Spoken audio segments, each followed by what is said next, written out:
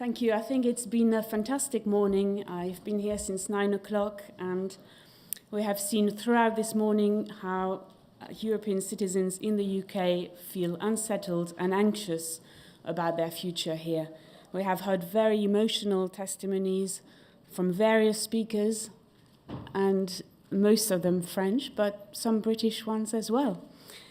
I've been asked to speak today about how employers can prepare their business to retain EU staff and attract talents in the future post-Brexit.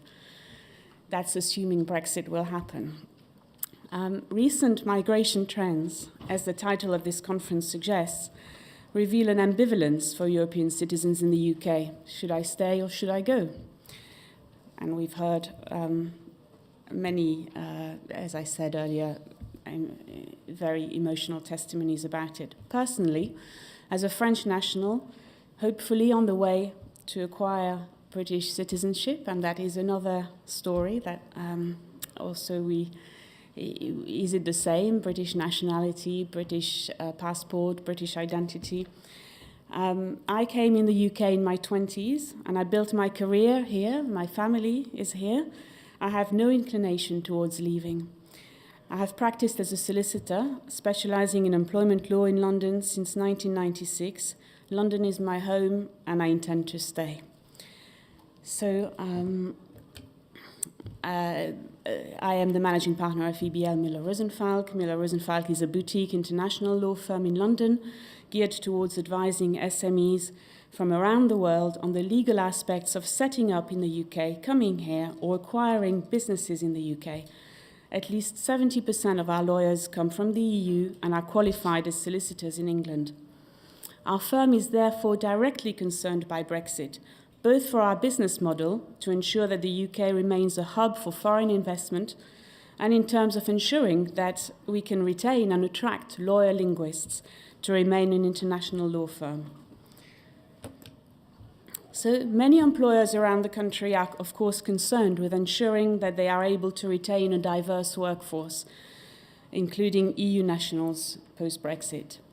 And this is what we're going to look at, how to attract new business, to attract new EU nationals after Brexit, but also how to retain the existing 3 million here.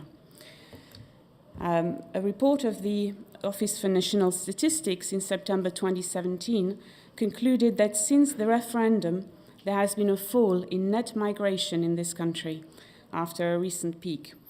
Fewer people are coming to live in the UK, and more EU citizens are leaving. Nicola White, the head of the International Migration Statistics, said, "Looking at the underlying numbers, we can see that EU net migration has fallen as fewer EU citizens are arriving, especially those coming to look for work in the UK. And the number leaving has risen. It has now returned to the levels seen in 2012. I think we've heard that Theresa May also does want that level to fall down to the tens of thousands as opposed to the 200,000 that it is at the moment. The figures also show that non-EU net migration, said Nicola White, is now larger than EU net migration, mainly due to the large decrease in EU net migration over the last year. However, migration of both non-EU and EU citizens are still adding to the UK population." And she finishes, "Brexit could well be a factor in people's decision to move to or from the UK, but people's decision to migrate is complicated and can be influenced by lots of different reasons." So we can presume, but it might not just be that. Nevertheless, if you are a business in the UK, how are you going to cope without those EU workers?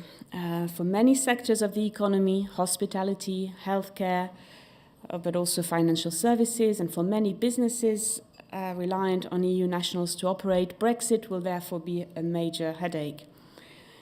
City bankers, fruit pickers, NHS doctors, nurses, NHS workers, care home workers, waiters, hotel workers, and with unemployment at a record low, Britain businesses need to ensure they can retain existing EU staff and remain attractive post-Brexit to EU nationals and nationals from the rest of the world, in fact, so that their business model can continue to function.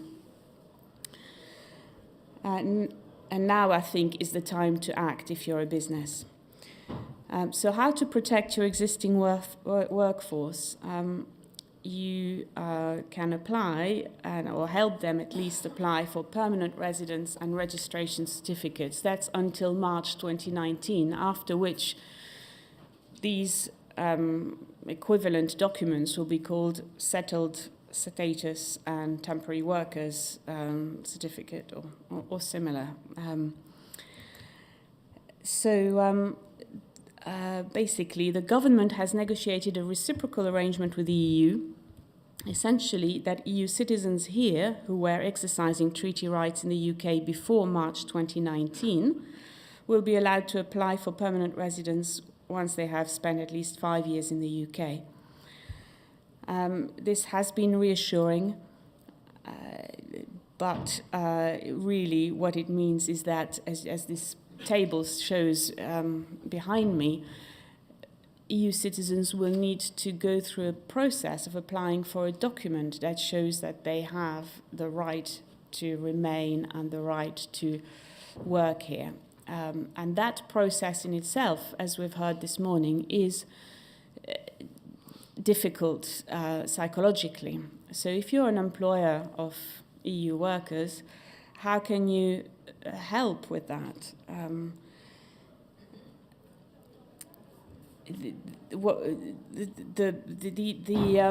Whilst the government says it will make the application relatively easy, the fact of the matter is that where European citizens are entitled to work in the UK without any formalities now, this will no longer be the case. So all EU nationals from now onwards, unless Brexit is reversed, will need to make an application to obtain settled status or temporary status to work here. Now, if you know that as an employer and you want to retain your EU nationals, then perhaps you think you should actually address this and engage with your workers. And that's what I'm trying to explain here. So if you engage with this process and you encourage your EEA nationals to apply as soon as possible for either permanent residence or registration certificate, or after March 2019 for what us now will be called settled status or temporary residence permit, then if your employer is positively engaged with this process, it will show an understanding of the underlying anxiety that the result of the referendum has brought for EEA nationals as to whether they are welcome or wanted in Britain. And employers who provide a form of support, such as providing EEA employees with assistance with their applications for permanent residence or registration certificate, would be working towards securing employee engagement and thereby minimizing the risk of EEA nationals potentially deciding to return to their respective countries. So that would be the first step. It doesn't need to be that difficult. It's just about saying, have some time off, go and see someone, go to seek help with your application, or you can go further, engage a lawyer to advise your workforce, but do something that actually makes your employees feel like they're not alone with their problem. They're not just the black sheep that is trying to remain in Britain. Once you've done that, what else can you do? You can think, well, some businesses are thinking forward planning, particularly in the tech sector or in the care sector, in the medical sector. Those sectors heavily reliant on European workforce. How are they going to continue to be attractive to these individuals, to these EEA nationals, as we see that the migration trends are such that it is becoming less attractive for Europeans to come to the UK? Well, for the few who will continue to come, hopefully, then you as an employer will need to be placed in a position to recruit them as easily as possible. So after December 2020, the government has made it clear that there will no longer be free movement provisions for EU nationals to come to the UK. That's not very long in the future. Therefore, EEA nationals wishing to work in Britain will need to apply for a work permit. In effect, EU citizens wishing to come to the UK will be in the same bracket as non-EU citizens from around the world. Currently, employers wishing to employ nationals from outside the EEA can do so under the Tier 2 work permit system, and this system requires employers to obtain a sponsor license before they can even sponsor a migrant worker. Sponsor licenses are currently issued for a 4-year period. They can also be renewed after that period. Whilst it's very hard to predict, it would seem unlikely that any government would require the approximately 30,000 existing sponsors to re-register under a new scheme. The hope would be that the existing sponsor scheme would continue and simply be expanded to include EEA nationals. So, because a sponsor license is valid for 4 years, getting a sponsor license now will give any business a smooth ride during what are bound to be turbulent times in the immigration waters in the year to come, and to avoid being caught in a scramble to seek a license before December 2020. This date seems relatively far away, but the process of applying for a sponsor license requires some preparation, and it is best to put in an application before the Home Office becomes overwhelmed with such applications. So the Home Office entrusts a sponsor with a high degree of responsibility to act in accordance with the immigration rules and to ensure that the sponsor is conversant with right-to-work requirements. The Home Office will want to ensure that an employer is capable of carrying out its sponsor duties and conversant with all compliance matters. And it will evaluate this by looking at human resources and recruitment practices, looking at employers' records, and it will look to ensure that a sponsor can offer genuine employment. So this can appear very daunting for some employers, and we highly recommend a pre-sponsor license audit before you start to apply for a sponsor license, just to see all your procedures and records are in place.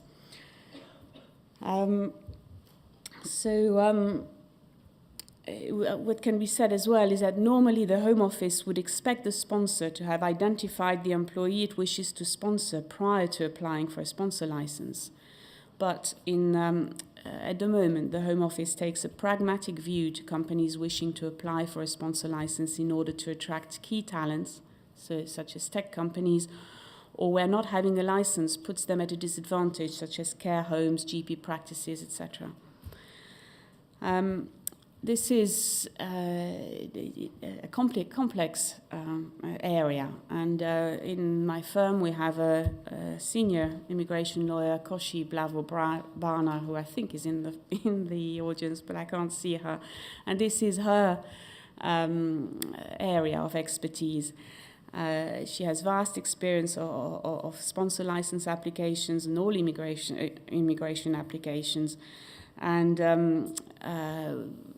there's no time, I'm sure, for questions here, but do pop to our stand downstairs, and Koshi will be very happy to chat with you, or do email us if you have any questions.